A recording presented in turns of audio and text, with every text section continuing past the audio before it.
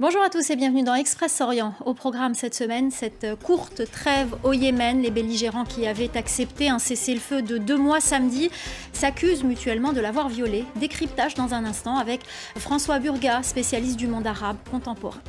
Nous irons également en Irak. Vous verrez que malgré la situation difficile dans le pays, de nombreux Libanais y émigrent pour fuir la crise socio-économique au Liban. Enfin, nous irons en Égypte à la découverte d'un spectacle exclusivement féminin, un stand-up réalisé par 4 femmes, les détails à suivre. Cette trêve entre les forces pro-gouvernementales soutenues par l'Arabie Saoudite et les rebelles houthis semble compromise au Yémen après 7 ans de guerre. Ce cessez-le-feu de 2 mois proposé par l'ONU et accepté samedi par les belligérants n'aura pas tenu. Ils s'accusent mutuellement de l'avoir violé.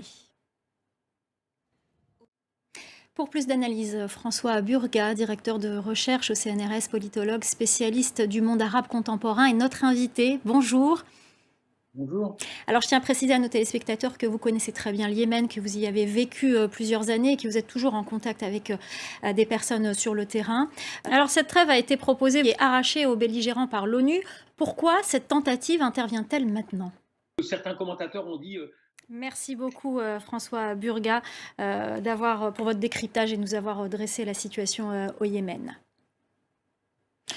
L'Irak est en train de devenir une nouvelle terre d'opportunités pour les Libanais. Il serait, selon Bagdad, plus de 20 000 à s'être rendus dans le pays en l'espace d'un an. L'Irak est loin d'avoir renoué avec la stabilité, mais la situation au Liban est devenue insoutenable. Ethan Hadji. On en vient à ce spectacle exclusivement féminin en Égypte, fondé par 4 femmes humoristes et actrices. Il s'agit du premier stand-up du genre dans ce pays très conservateur. Elles espèrent inspirer d'autres femmes et les encourager à monter sur scène. Axel Simon.